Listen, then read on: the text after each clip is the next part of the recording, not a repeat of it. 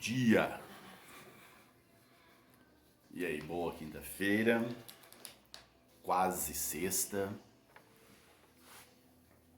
Estamos aí no capítulos 44 e 45. Hoje vamos trabalhar o 44, páginas 174 e 338. Sempre lembrando que vimos agora há pouco a Revolução Industrial, a primeira Revolução Industrial. Então vamos na sequência, né? Do tema anterior, que é que nacionalismo e internacionalismo, tá? Bom, para falarmos em nacionalismo, que é um tema que é trabalhado na sociologia, trabalhado também, obviamente, na história, na filosofia,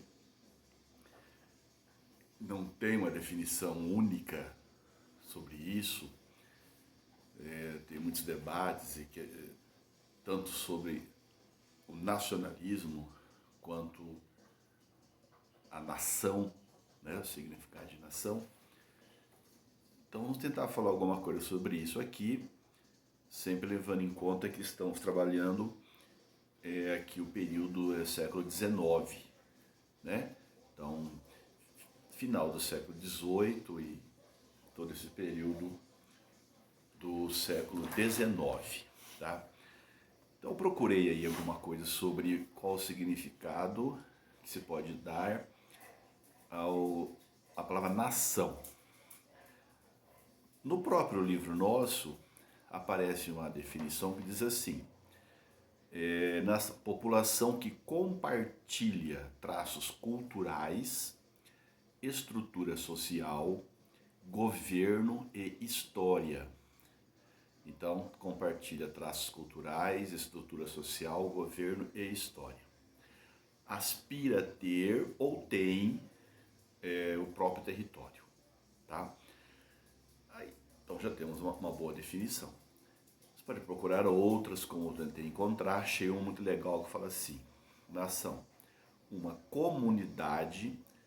O outro falava em população, aqui já coloca como comunidade, obviamente uma comunidade humana, estabelecida em determinado território, diz que é dela ou não, mas estabelecida em determinado território, com unidade étnica, história,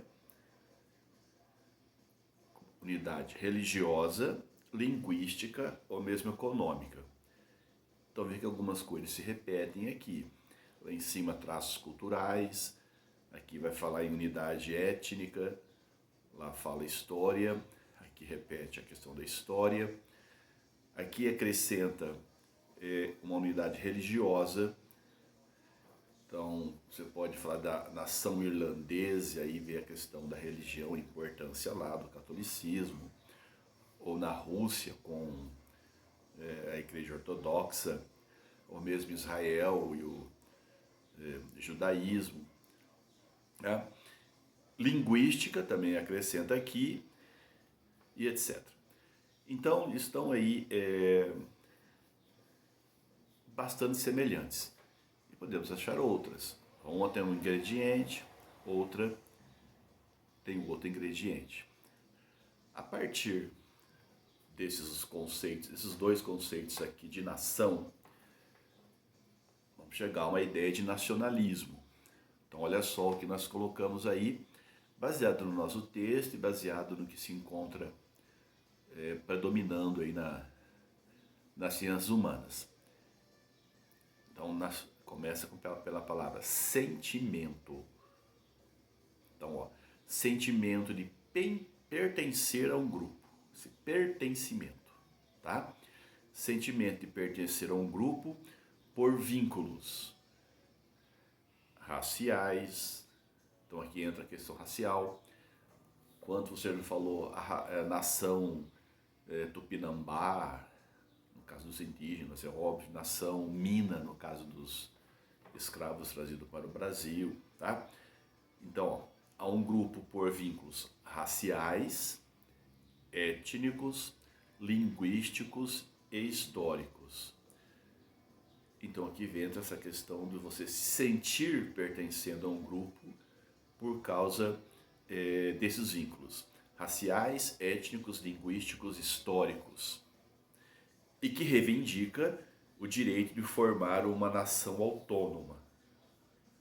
Então quer a sua autonomia, quer ser tratado como nação. Falamos lá que queria um território, né? Então quer um território. Nação significa que quer um governo, um Estado. Então entra essa ideia de nação autônoma, a palavra soberania. Deseja uma soberania. Em qualquer um dos dois casos, você vai perceber que o conceito de nacionalismo e o mesmo de nação, ele é construído. Ele não está aí ao eterno, né? Sempre foi assim, sempre será, é isso e pronto. Ele foi construído. E normalmente aqui, elaborado, construído por um grupo dominante. Então alguns desses elementos aqui, inclusive, né, fazendo parte da definição, eles podem ser falseados, podem ser usados tanto de uma forma como de outra forma. Então, por exemplo, vínculos linguísticos. Mas quem determinou determinado idioma? Desde quando? O Brasil, até o século XVIII, predominava inclusive a língua tupi-guarani. Religião. Pensa na questão da história. Então tem a mesma história ou tem a mesma origem, né? Se sente a partir de uma origem comum. Penso num limite aqui, no nazismo. Criou uma história. A herança ariana. E a partir dessa herança ariana, alguns traços étnicos, traços raciais. E a partir daí, a perseguição daquele que não faz parte desse grupo. E nesse caso, essa história falseada, mas imposta a partir de um grupo que passou a dominar. Tá? Então você vai ter dentro desses conceitos aqui algumas de suas características pelo viés político, como soberania, como querer o governo, etc. Outros a questão mesmo geográfica, né? Territorial e social. Determinada etnia, estrutura social, quando identifica algum grupo por causa da questão de origem, né? Aos descendentes de africanos ou os indígenas. Então veja como é que é complexo isso daí e como é que é utilizado. Até hoje, então o termo nacionalismo, né? Ele normalmente vai ser identificado politicamente falando, ideologicamente falando, mais à direita, mais ligado a grupos conservadores, justamente pelos exemplos mais fortes que nós temos. Os grupos mais nacionalistas, né, aqueles da camisas, no caso, se fosse o Brasil, sempre camisa verde e amarela, se for não sei o quê, a bandeira, né, a bandeira ali para se destacar. Não estou dizendo que isso significa coisa ruim, estou dizendo que boa parte desses grupos são grupos mais conservadores, mais tradicionais. E aquele que supervaloriza essa questão nacionalista pode chegar a um nacionalismo exacerbado.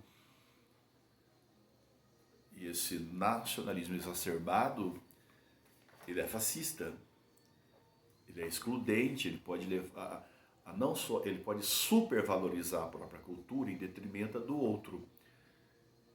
E esse em detrimento do outro pode significar do outro como pessoa, portanto pode levar à intolerância, ao racismo, à não aceitação. Então cuidado com essa ideia desse supernacionalismo, ou exacerbado. E muitas vezes só de fachada, né? Muitos nacionalistas totalmente apegados à cultura estrangeira, né? Nos bastidores e às vezes até na frente. Então um discurso que não é compatível muito com a prática.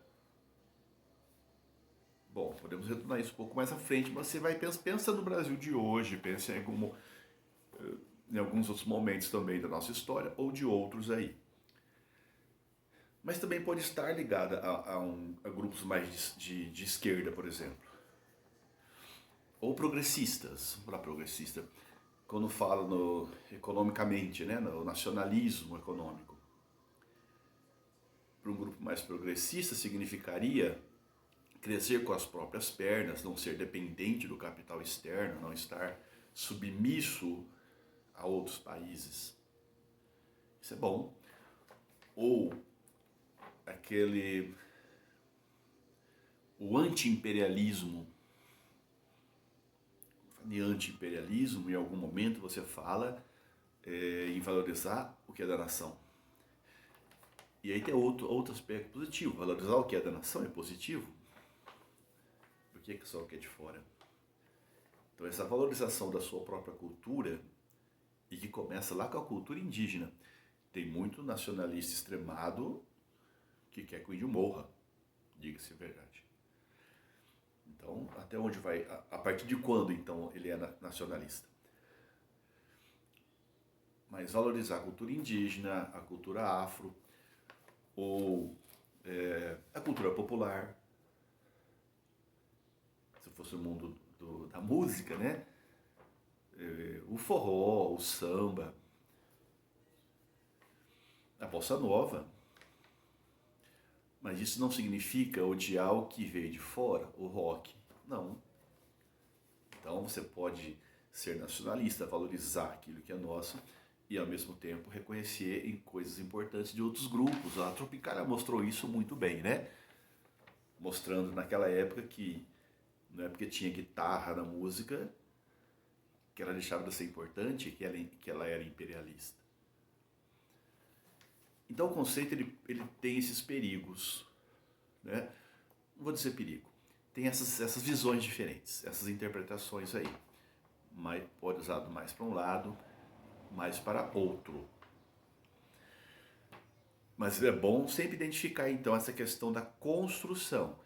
Ele é construído a partir de um discurso, da posição de um grupo que está em algum canto, né? Um grupo dominante que impõe isso. Tanto no aspecto político, social, ou mesmo no aspecto cultural. Bom, aí nos localizamos aí no século XIX e pegamos esse último item que nós tínhamos colocado da autonomia da nação, soberania. Então essa ideia de soberania, que também aparece no nosso texto em algum canto, então veja bem, baseado naquelas ideias, já estou com o som aqui, estou mudando aqui, com aquelas ideias do iluminismo, do liberalismo, vão influenciar essa concepção, essa ideia inclusive de nação e de soberania, porque eles se voltavam contra o absolutismo. No absolutismo, a soberania é o rei, né? O rei é que era o soberano, mais do que a própria nação. Ele que tinha o poder, que concedia e etc.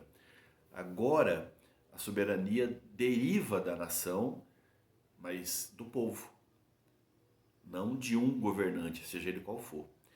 Então, essa ideia de soberania como vem da nação, do povo como um todo, e não só do governante. Assim, o Estado deve ser governado por todos, e não por um absoluto, por um ditador ou coisa assim. a luta pela soberania nacional é como uma extensão da luta pelos direitos individuais. Liberalismo. O liberalismo vai falar conosco sobre essa questão dos direitos individuais, tanto dos direitos políticos, né, que é de votar, participar, etc., como dos direitos econômicos, né, livre iniciativa, livre concorrência, defesa da propriedade privada. Então, essa união de política e economia via liberalismo se encaixa aqui na defesa da soberania nacional. Bom, acho que ficou mais ou menos entendido aqui essa questão do nacionalismo. O nosso texto pede para comentar justamente essa ligação com o liberalismo e as manifestações políticas e culturais, né? Então, mais ou menos falando aqui, ele cita também a questão cultural, o surgimento aí do romantismo, né? Que a partir de uma cultura popular, essa valorização, né? Os artistas vão inflamar, despertar um orgulho nacional. E o legal, inclusive, é que tem um desenho, eu não achei aqui, mas está no seu texto lá, que mostra uma fila, né? Como se fosse uma passeata, né? E cada grupo carregando a sua bandeira. Então lá a bandeira sei lá, da França, da Alemanha, tal. Então a importância de pertencer a esse grupo. Nós vamos ver isso de maneira, no exemplo, né? No outro capítulo, quando vamos falar daqueles movimentos do século XIX, 1830, 1848, em que nós teremos lá como bandeiras, né, o liberalismo, o socialismo, que veremos agora um pouco, daqui a pouco, e o nacionalismo. Tá? E aí, no caso, nós temos o nacionalismo que une, então, nos unimos em torno desses traços comuns. Temos a unificação da Itália e a unificação da Alemanha, os dois grandes exemplos. E os que separa, né? Nosso grupo, nós queremos a independência do seu grupo. Bom, outro conceito que vai aparecer aí, veja, é nacionalismo e internacionalismo. O internacionalismo vai estar muito grudado ao conceito de socialismo, sobretudo o socialismo marxista. Lembra que eu falei do nacionalismo, eu lembrei do nazismo, exacerbado. O internacionalismo, nós vamos lembrar o comunismo marxista, porque um defende o nacionalismo, óbvio, né, meu povo aqui, enquanto que o outro fala trabalhadores do mundo, não do meu país, né, meu país também, mas não só, do mundo se unem. Mas antes desse socialismo, nós tivemos outras propostas aqui de socialismo, nem tão internacionalista assim, né? Então, dentro ainda dessa concepção, que desse momento de nacionalismo, aparece o conceito de socialismo. Na sequência dos nossos textos aí. Então, o que é isso? O que foi o socialismo? Bom, pegando um pouco do conceito que nós temos, nosso texto vai direto para os utópicos, né? Ele não está preocupado em definir. Para você é bom você saber, você já sabe, mas é bom relembrar algumas coisas. Eu peguei um conceito que fala assim, doutrina econômica e política. Então é uma doutrina econômica e política que surgiu entre o fim do século XVIII e a primeira metade do século XIX. Então a doutrina econômica e política que surge no fim do século XVIII, começo do século XIX, é no contexto do quê? Isso aí, no contexto da primeira Revolução Industrial. O princípio básico, onde é que está a base do socialismo? Está na igualdade. Tá? Ou seja, de igualdade. E surge como uma forma de repensar o capitalismo. Então esses primeiros socialistas estão repensando o capitalismo. Necessariamente eles não vamos dizer que eles querem acabar com o capitalismo. Vai ter um que vai dizer, não dá para ficar os dois, tem que acabar com o capitalismo para o mundo ser melhor. Aqui eles vão dizer assim, reformar. Vamos reformar, melhorar isso que está aí. Coisa que está errada, vamos melhorar, reformar, que vai ficar bom. Tá?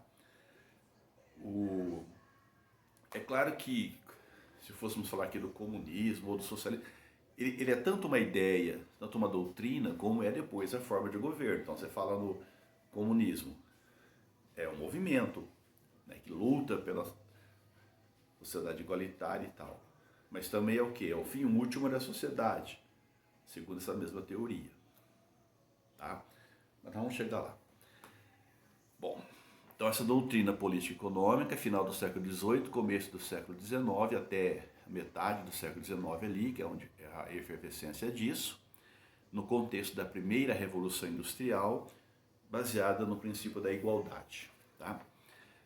Vai repensar o sistema capitalista, ou o molde de produção capitalista. Bom, então é no contexto da primeira Revolução Industrial. Quer dizer o quê? Quer dizer que, enquanto liberais estão pensando na eleição, no voto, na livre iniciativa, que o caminho é esse, né? Que agora o trabalhador é livre, ele negocia o seu salário, ele pode escolher com quem ele trabalha, e o mundo nunca foi tão justo. Outros falam assim, peraí, eu estou olhando aqui, não estou vendo isso. Eu estou vendo uma sociedade onde um grupo está ficando muito rico, está enriquecendo barbaramente por conta de lucros cada vez maiores, sobretudo a partir do processo de produção na área industrial. E o outro grupo, que não por acaso é a maioria, que não está recebendo isso também. Pelo contrário. Então essa miséria que eu vejo aqui não pode me mostrar que é o correto, quer dizer, tem alguma coisa que está errada. Então ele vai olhar lá a situação da classe operária e vai falar assim, pô, olha, tem uma jornada de 12 horas por dia, de 16 horas por dia. Nós já até vimos o que significa isso, tá? Trabalho repetitivo, sem criatividade e tudo mais. Né? Então, além dessa jornada imensa, o que significa isso em termos de alienação? Um salário absurdo. Inclusive com vários donos de fábrica que não queriam nem pagar salário, achavam que era bom dar alimento, dar comida para esse povo aí, porque se eu dar dinheiro eles vão gastar com coisas que não são importantes, vão beber. Então é melhor dar logo comida. Tinha alguns que pensavam isso. Alguns pensam hoje isso. E quais as condições de vida? Então vivia mal, comia mal, morava mal, vestia pessimamente, trabalhava em fábricas em condições satânicas, perigosas, insalubres.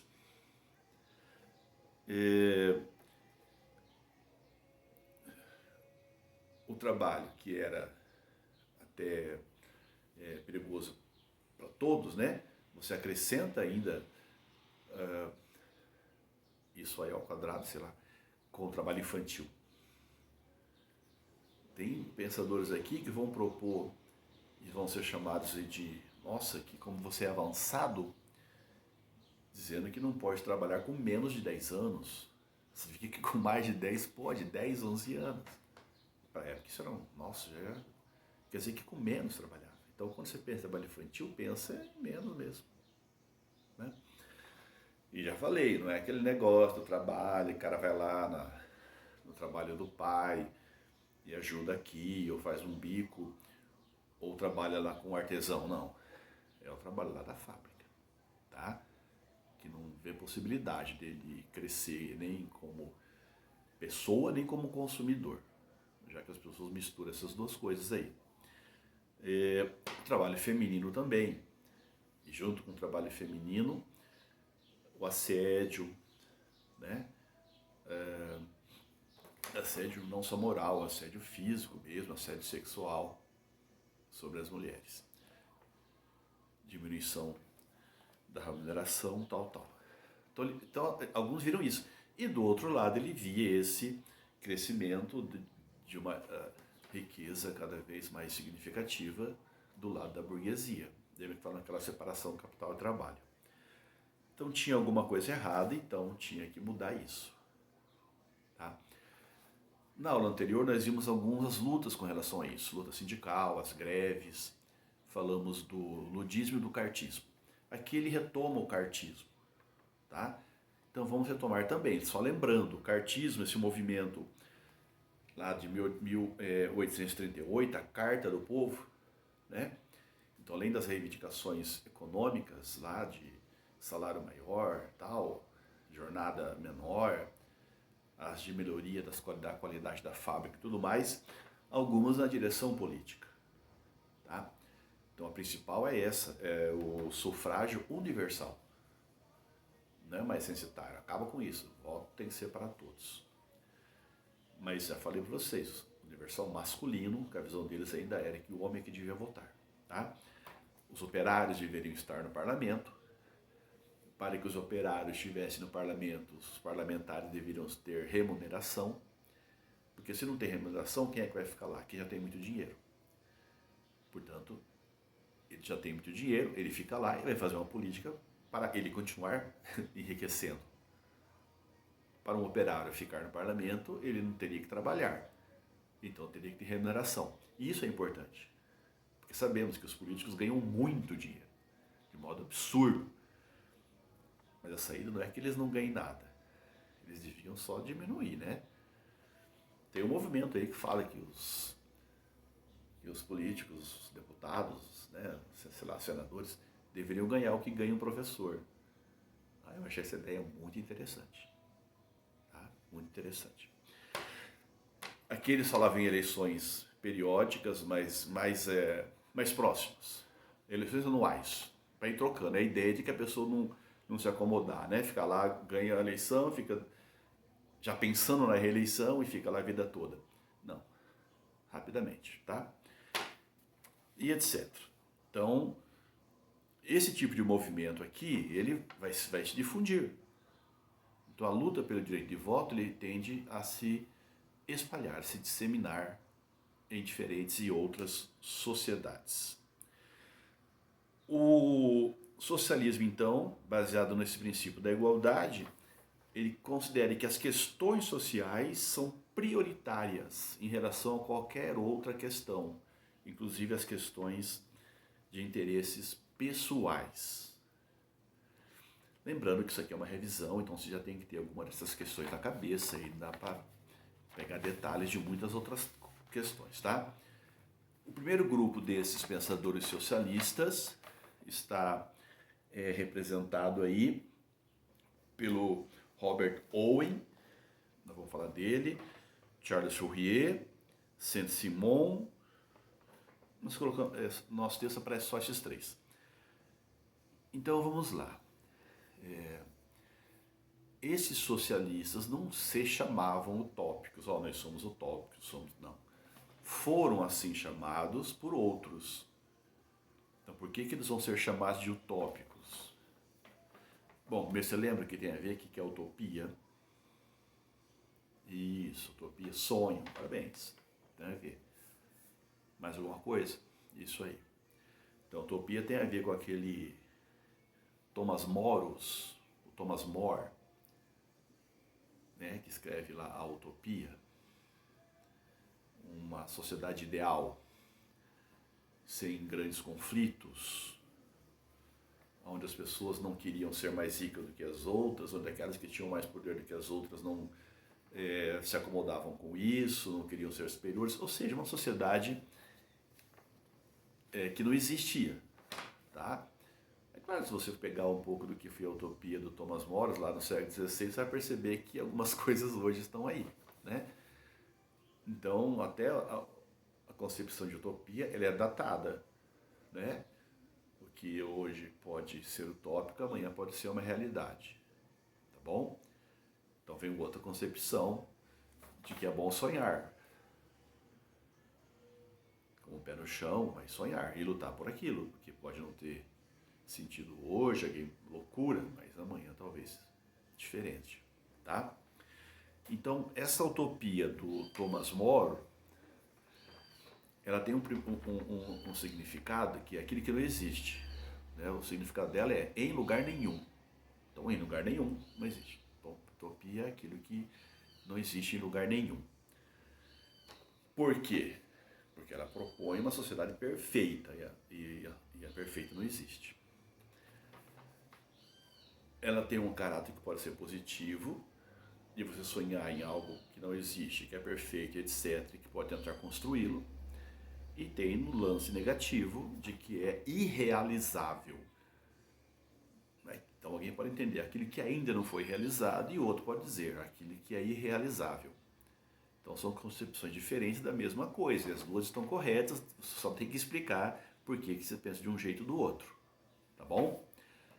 Não dizia lá o Raul, sonho que sonha só é só sonho, mas sonhar junto pode ser realidade. É a ideia de que todos temos que ser um pouco utópicos, tá bom? Mas aqui a utopia ela vai ser meio jogada e dizer, ó, vocês são muito bem intencionados, vocês socialistas, muito bem intencionados. Mas aquilo que vocês estão querendo não tem como.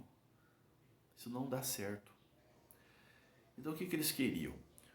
Lá no século XIX, portanto, esses pensadores